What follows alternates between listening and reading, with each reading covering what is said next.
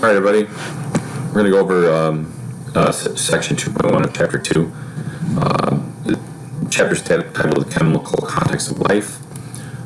Review: biology is the study of life. And we're going to define life as just the ability to self-replicate.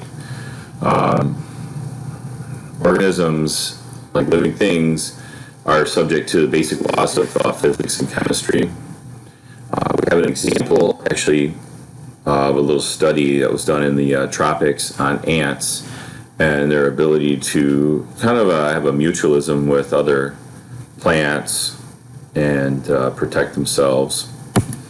So here you can see some ants, and this is a chapter on chemistry. The ants are creating something called formic acid, and you can see it's like shooting formic acid. It's pretty powerful, I think. Anyway, what these ants do is the studies determine that they kind of create something called the Devil's Garden. So inside of the garden, basically they really were only finding one type of plant, the Duroia tree. So what the researchers did is they did a couple treatments. The first one really isn't necessarily a treatment. What they did is they had two spaces inside the Devil's Garden and outside.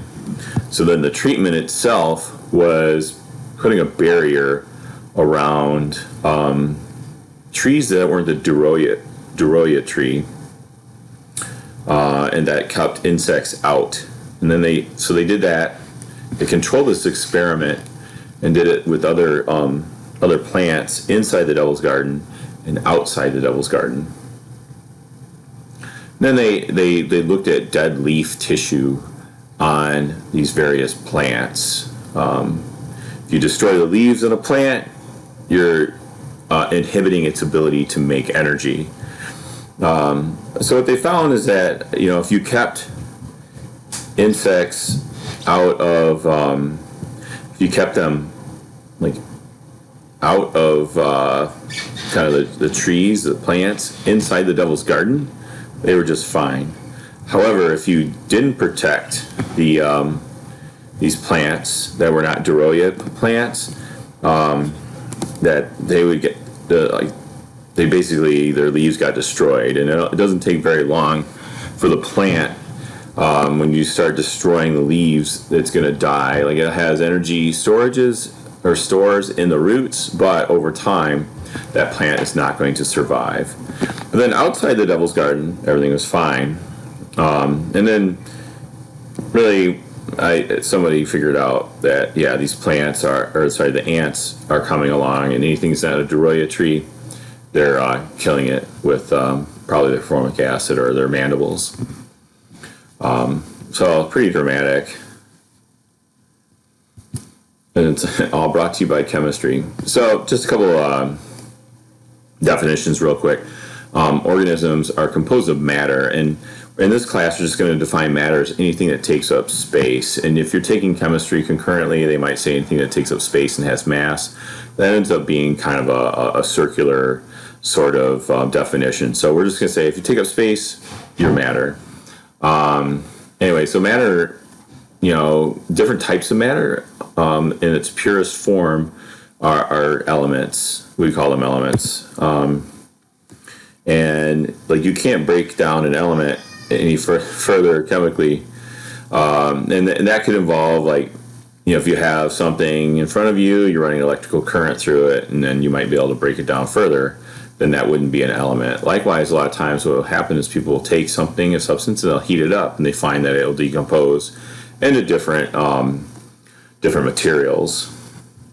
But if you have two different elements that are combined together chemically, we call that a compound. And you probably run into lots of different compounds. You'll see an example in a minute. And one of the things is that compounds a lot of times will have different properties than the component elements. So here we have sodium. Okay, sodium is a metal, It's very soft. It's silvery, shiny. You can see in this photo somebody's holding onto it with some gloves, and they've cut it with a knife or some scissors. Here's chlorine. It's not at room temperature. It's not a solid. It's actually a gas. It's got kind of this greenish color. And if you're able to take sodium and chlorine and chemically combine them together, so sodium's an element, chlorine's an element, they're different. You combine them together, and then you get table salt. So sodium chloride is its name. Table salt, it's not silvery. It's not really shiny. It's not a gas at room temperature like chlorine. If you were to ingest sodium or breathe in a lot of chlorine, you would either get really sick and or die. And I would say maybe relative small amounts. Sodium chloride, this is something that really, it can be deadly long term. You don't want to ingest a lot of it. You will, if you do just ingest a lot of table salt, you will probably vomit it out. But it wouldn't have the same effect as, say, eating pure sodium, which you're in the emergency room and hopefully not the morgue. Same with chlorine. So elements of life, there's really just a few that are considered essential to us, our living. And I like to talk about like ponchos, phosphorus, nitrogen, carbon, hydrogen, oxygen, and sulfur. These are huge amounts of. These are important to us. And you could probably take the P for phosphorus off and probably the S and just get nacho, right? So nitrogen, carbon, hydrogen, and oxygen. That's most of us. Then you have some trace elements, and these are really, really small in small quantities in our body, but they're very important.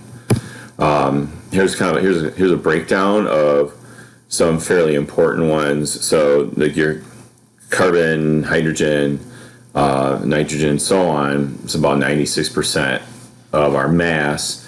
And you can, this includes water. So oxygen's a huge part, since, we're 70-80% water, and oxygen is in H2O, which is water. So that's a big deal. Hydrogen, it would have a larger percentage if it was heavier. Hydrogen's very light, so not so much.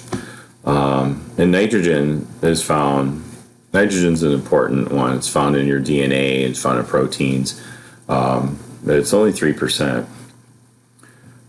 So if you go down this list, you see there's calcium, there's phosphorus. So phosphorus is found in your DNA.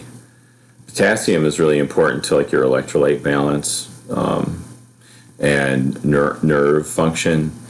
Sulfur, sulfur is found in proteins like in your hair and skin. Sodium is also important for nerve or like neuronal transmission of messages. But then if you go to the way bottom, we have trace elements. We have things like boron, chromium, cobalt, copper, fluorine, iodine. You see iron, right? Iron's in our blood. It kind of helps hold on to oxygen and carbon dioxide. So, you can see a lot of that in our blood or whatever, but it's still only considered a trace element because there's not a whole lot of it. But it's still important. Manganese. I have no clue what molybdenum is used for, but we need it.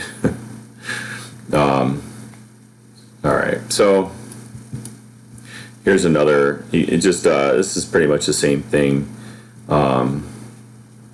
Just a different way of breaking everything down.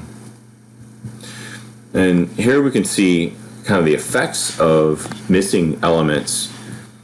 So we have nitrogen deficiency. So corn on the left here is grown under normal conditions, and then on the right, it's missing. The soil has some sort of nitrogen deficiency, and you can see what it's done is it's hindered the growth of this corn. So that's kind of a big deal, right? And nitrogen is, probably what would it say, like 5%, whatever, somewhere around there. So, you don't get enough nitrogen, it's a problem. Certain plants have actually evolved some interesting strategies to get nitrogen. Ones that live in the swamp, so the Venus flytrap grows in a swamp. Swamps don't necessarily have a lot of usable nitrogen there. So the Venus flytrap has kind of evolved a way where it captures insects and utilizes the nitrogen from the insects to kind of make up for the soil that's deficient in nitrogen for the in the swamp. But then here's one that you might have heard of before, but when you have an iodine deficiency, you can actually get a goiter. So this lady has a growth down here and from her thyroid, and presumably this goiter is due to iodine deficiency. You can get goiters from other things, cancers. Could be a genetic sort of thing. So we're making the assumption that this lady has an iodine deficiency, and treatments for this could vary. And it may not eat. It looks like it affects her. It might affect her swallowing or breathing, and that we don't want that for her. There may be some surgery that needs to take place, or there might just be kind of a wait and see. Well, we'll wait and see if this goes back down or not, or whatever. So, but iodine, is one of those that's less than 0.01% of the mass inside of our body, but yet we can still have large effects. So please don't be concerned about iodine deficiency. If you eat like a certain amount of fish, you'll probably be fine. If you're like, I don't eat fish, that's fine too, because a lot of our table salt has iodine added into it. So if you see iodized salt, that's going to prevent you from getting a goiter of due to iodine deficiency. So some elements, can be toxic. So, you just saw an example of what happens when we're missing certain elements. Other elements like lead can be toxic to us and or plants. Here's just some plants that I'm assuming this is in Britain, where they may have had a lead mine, and they kind of when you mine for the lead, that dust kind of gets in the soil, and a lot of plants aren't able to kind of grow in that soil. I think this is kind of an overhead view. You can see kind of where the plants are having a hard time kind of growing, and then over time you get these certain plants are able to kind of evolve and resistance to certain elements that can be considered toxic. So, all right, so that's section 2.1.